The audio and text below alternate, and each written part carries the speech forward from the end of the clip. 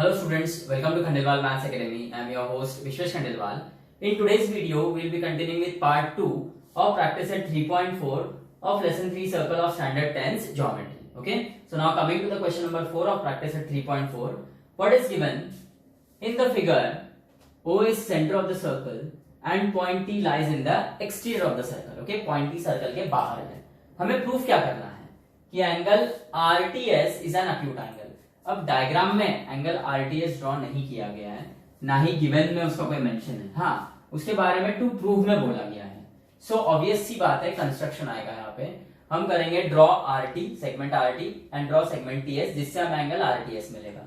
अब एक और बात, ये जो सेगमेंट आरटी और टीएस ड्रॉ होंगे, ये सर्कल को एक एक पॉइंट में इंटरसेक्ट करने वाले हैं. बराबर है, मतलब ऑलरेडी आर और एस ये इनके पॉइंट ऑफ इंटरसेक्शन रहेंगे ही दोनों सेगमेंट के, और वो छोड़कर और एक एक पॉइंट में सेगमेंट आरटी और टीएस सर्कल को इंटरसेक्ट करेंगे. सो वो जो दो पॉइंट्स है, वो दो पॉइंट्स में से किसी एक पॉइंट का हम नाम देंगे. तो उसमें भी हम सेगमेंट आरटी सर्कल को जिस पॉइंट में इंटरसेक्ट करेगी उसका नाम देने वाले हैं पॉइंट एम. ओके, और सेगमेंट टीएस सर्कल को जिस पॉइंट में इंटरसेक्ट कर रहा है उसका कोई नाम नहीं देंगे. अब देखो हमने यहाँ पे क्या कंस्ट्रक्शन किया. Draw segment RT which intersects the circle at point M and draw segment TS. अब इसका क्या फायदा हुआ हमें, तो एंगल आरटीएस तो तैयार हो गया कहीं ना कहीं. ओके, जो टू प्रूव में मेंशन था पर डायग्राम में नहीं था, वो एंगल आरटीएस तैयार हो गया. पर अब क्या इससे आंसर आ जाएगा हमारा सिर्फ? यहाँ पर एक और कंस्ट्रक्शन करना होगा कि ड्रॉ सेगमेंट एमएस. अब ये जो एम और एस है, ये पॉइंट्स को ज्वाइन कर दो. Draw segment MS. इससे क्या फायदा होगा देखो.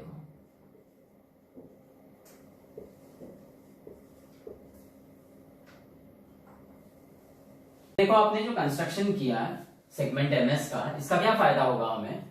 अब ये देखो O is centre of the circle, तो सेगमेंट RS इज डायमीटर, मतलब arc RMS is a semicircle and now this angle RMS is inscribed in the semi circle.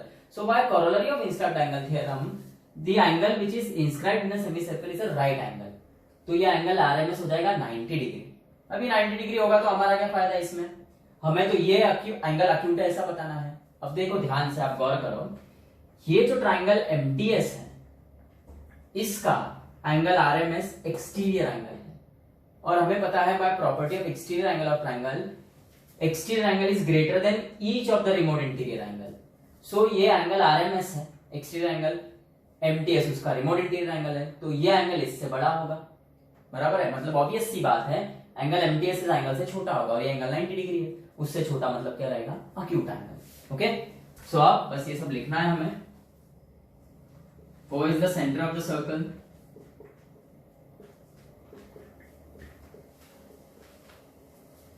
therefore segment RS is diameter, and therefore major arc RMS is a semicircle. Now angle RMS is inscribed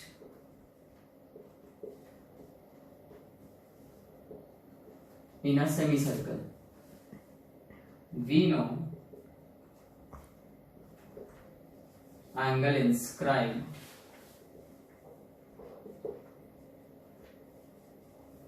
in a semicircle is right angle, and therefore angle RMS is 90 degree. बराबर है, ये angle RMS आ गया 90 degree. अब देखो in triangle MTS angle RMS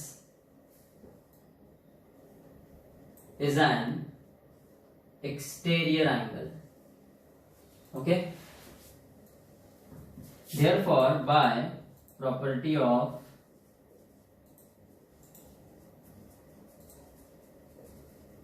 exterior angle, क्या है property of exterior angle, कि every exterior angle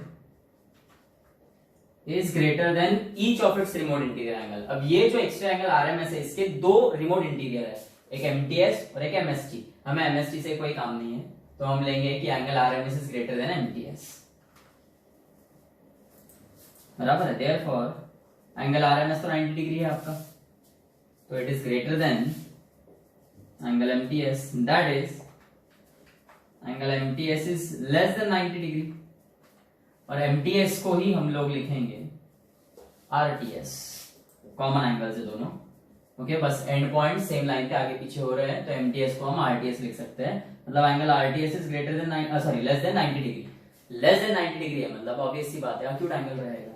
therefore angle RTS is an acute angle. This is your proof. Okay, question 5 देखो, prove that any rectangle is a cyclic quadrilateral. So यहां पर हमने एक rectangle draw किया, quadrilateral ABCD is a rectangle. Okay, this is given, quadrilateral ABCD is a rectangle. Proof क्या करना है? Proof ये करना है कि quadrilateral ABCD is a cyclic quadrilateral.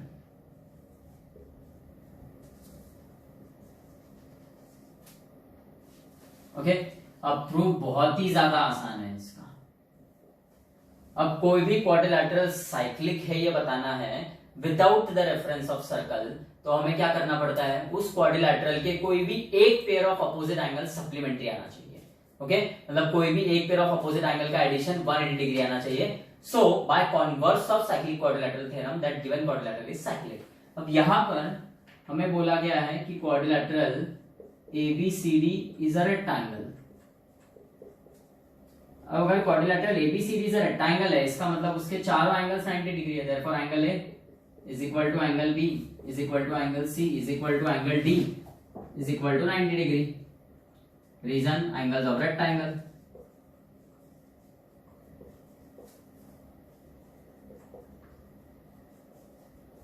अब इसमें से कोई भी एक पेयर ऑफ अपोजिट एंगल लो, हम लेंगे angle A plus angle C is 90 degree plus 90 degree is equal to 180 degree. That is pair of opposite angles of quadrilateral ABCD is supplementary. Okay, pairs of opposite angle is supplementary, मतलब angle A plus angle C जो opposite angles है, इनका addition 180 degree आ रहा है, and therefore by converse of cyclic quadrilateral theorem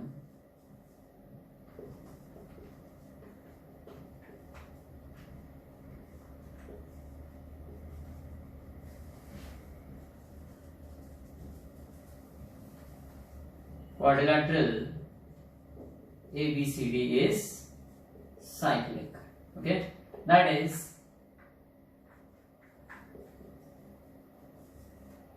rectangle ABCD is cyclic. अब ये same question ऐसा भी पूछा जा सकता है कि prove that N E square is a cyclic quadrilateral. बराबर है, सो सेम प्रोसेस अप्लाई करना, बस जहां जहां रेक्टेंगल है वहां पे स्क्वायर आ जाएगा, क्योंकि स्क्वायर में भी चारों एंगल्स 90 डिग्री होते हैं। ओके, क्वेश्चन 6 देखो, in the figure altitudes yz and xt of triangle xwy intersect each other at point p। Okay, proof क्या करना है हमें, ये क्वाड्रिलेटरल WZPT देखो अलग से बना लिया हमने, ये साइक्लिक है ऐसा बताना है। अब देखो, कोई भी गिवन क्वाड्रिलेटरल साइक्लिक कब होता है, जब उसमें कोई भी एक pair of opposite angle supplementary होते हैं। मतलब कोई भी एक पेयर ऑफ अपोजिट एंगल का एडिशन 180 डिग्री अगर आ गया, तो by converse of cyclic quadrilateral theorem that given quadrilateral is cyclic, जो हमने पिछले सम में ऐसे ही किया था। तो अब यहां पर आप देखोगे, सो ये जो क्वाड्रिलेटरल WZPT है, यहाँ पर angle Z plus angle T 180 है, क्योंकि दोनों 90-90 है। सो ये एक pair of opposite angle supplementary आ गया, तो दिस क्वाड्रिलेटरल इज साइक्लिक। पहले ये प्रूफ कर लेते हैं।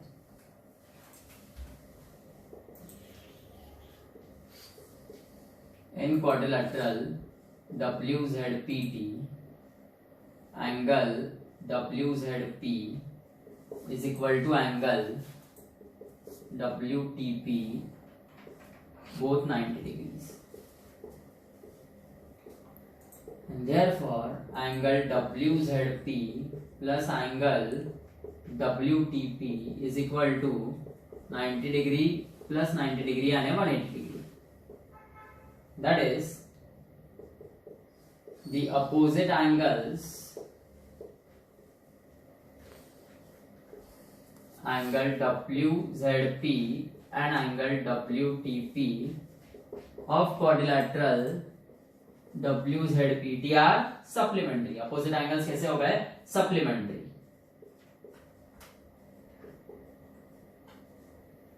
And therefore, by converse of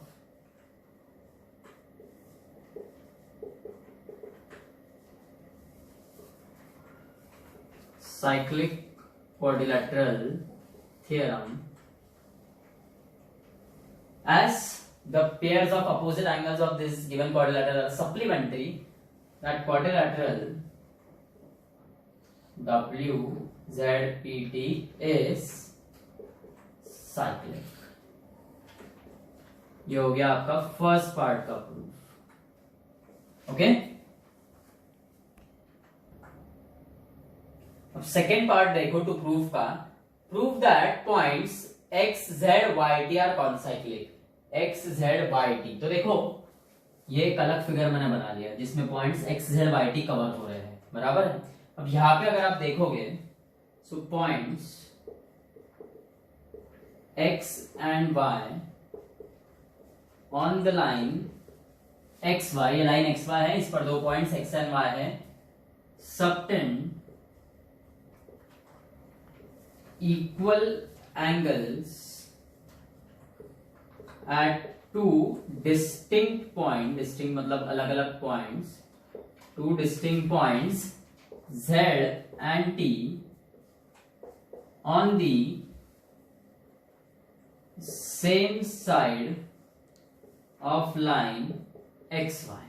अब देखो ये लाइन xy है, इस लाइन xy पर दो पॉइंट्स है x और y, और ये x और y जो पॉइंट्स है ये दो अलग अलग एंगल सबटेंड कर रहे हैं ऑन टू डिफरेंट पॉइंट्स. एक है एंगल xzy और दूसरा एंगल xty, और तो और ये दोनों एंगल्स कॉन्ग्रुएंट है एक दूसरे को. xzy और xty एंगल्स कॉन्ग्रुएंट है एक दूसरे को, each 90 degree. So we no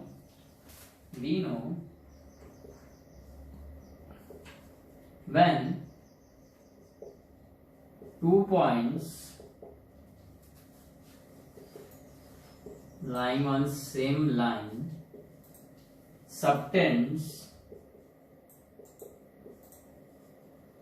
equal angles at two distinct points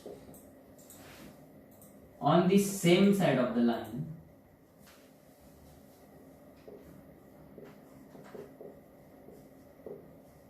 then the 4 points are concyclic.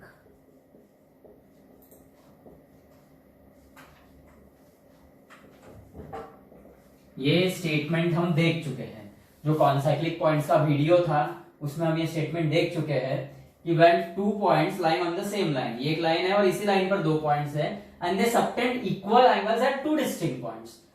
इन दो पॉइंट से दो अलग अलग एंगल तैयार हो रहे हैं at two different points and both the angles are equal. और तो और ये दोनों points they lie on the same side of the line. ऐसा होने पर ये चारों पॉइंट्स कैसे रहते हैं? Concyclic. And therefore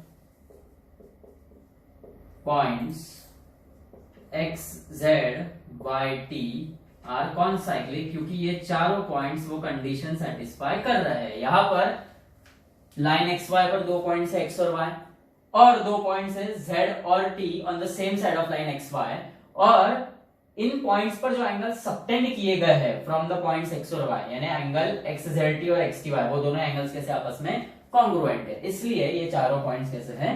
concyclic. Okay, question 7 देखो.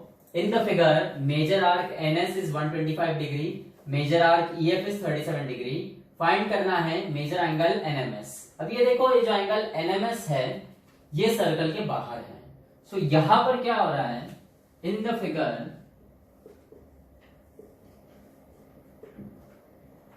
lines containing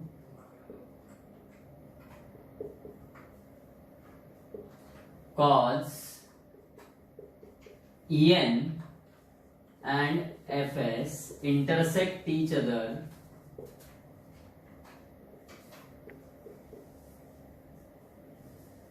outside the circle at point N. Okay, we know if two lines containing chords of the circle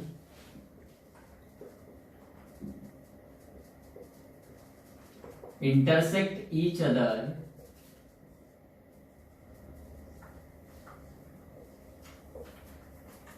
outside the circle, then the measure of angle between them, measure of angle between them is half the difference of measure of the arcs intercepted by that angle. इसका मतलब ये है कि जब दो lines हैं which contains chords of the circle, वो circle के बाहर जब इंटरसेक्ट करती है तो उनके बीच में जो एंगल तैयार होता है, जो ऑब्वियसली सर्कल के बाहर तैयार होगा, उसका मेजरमेंट मतलब angle NMS is half into difference of the measures of arcs intercepted by that angle. अब ये जो एंगल सर्कल के बाहर है ना, ये हमेशा दो आर्क्स इंटरसेप्ट करेगा. ओके, सो इस एंगल का measurement is half into difference of the measurement of those arcs, यानी major arc NS minus major arc EF. Okay, और ये पूरा जो प्रॉपर्टी है ये आपको लिखना ही है, इसका एक मार्क है टोटल, ना नहीं तो मार्क्स नहीं मिलेंगे. मेजर आर्क NS क्या है 125 डिग्रीज और मेजर आर्क EF है 37 degrees. This is given. 125 minus 37 is 88 और 88 का हाफ होगा 44. Therefore angle NMS is 44 degrees. एक सेकंड.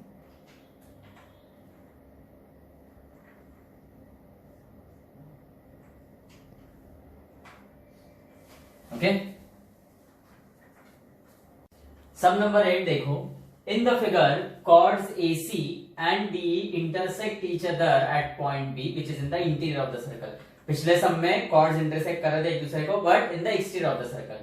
यहाँ पे chords circle के अंदर intersect कर रहे एक दूसरे को. इसमें एंगल AB ही दिया है हमें 108 डिग्रीज.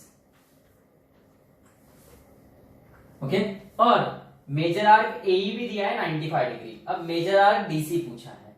सो अब यहाँ पर एक और प्रॉपर्टी हमारे पास, जैसे कॉर्ड्स एक दूसरे को सर्कल के बाहर इंटरसेक्ट करते हैं तो एक प्रॉपर्टी है, तो जब कॉर्ड्स एक दूसरे को सर्कल के अंदर इंटरसेक्ट करते हैं तो उनके बीच जो एंगल तैयार होता है उसके मेजरमेंट के लिए एक और प्रॉपर्टी है. देखो, in the figure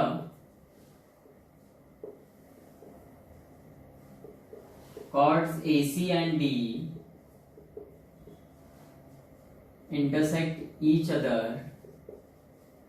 in the interior of the circle at point D. Okay, so we know if the chords of a circle intersect each other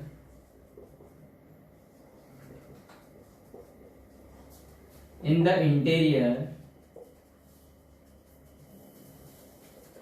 of the circle,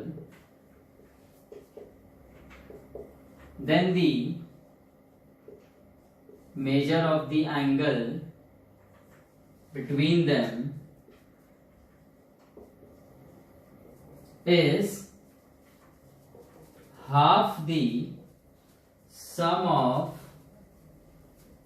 measure of arc intercepted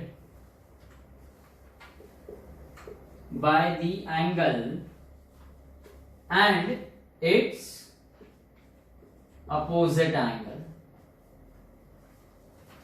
इसका मतलब जैसे कि यहाँ पे आप देख रहे हो कॉर्ड AC एंड DE एक दूसरे को इंटरसेक्ट कर रहे हैं at point B which is in the interior of the circle. So ये जो एंगल रहेगा AB ही क्यों ले रहा हूं मैं, क्योंकि वो एंगल का मेजरमेंट दिया है। सो ये जो एंगल AB ही रहेगा it will be half into sum of major of arc intercepted by that angle. Angle AB ने कौन सा आर्क इंटरसेप्ट किया है, AE, and the arc, sorry, major arc लिखना है,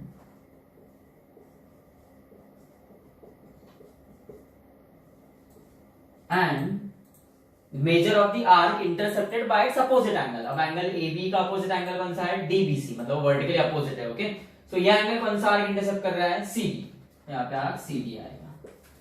अब देखो आपको एंगल AB का वैल्यू तो दिया है 108 डिग्रीज इज इक्वल टू 1/2। ये मेजर आर्क AE का वैल्यू 95 डिग्री है। फाइंड करना है major arc DC, CD DC one the same thing. अब क्या करो आप, ये 2 ये साइड मल्टीप्लाई हो जाएगा, 108 degree into 2 is equal to 95 degrees plus major arc DC। 108 into 2 is 216, ये प्लस 95 है, राइट साइड में लेफ्ट में आएगा तो माइनस 95 हो जाएगा, is equal to measure arc DC, and finally measure arc DC रहेगा 121 degrees। okay, 216 minus 95 is 121।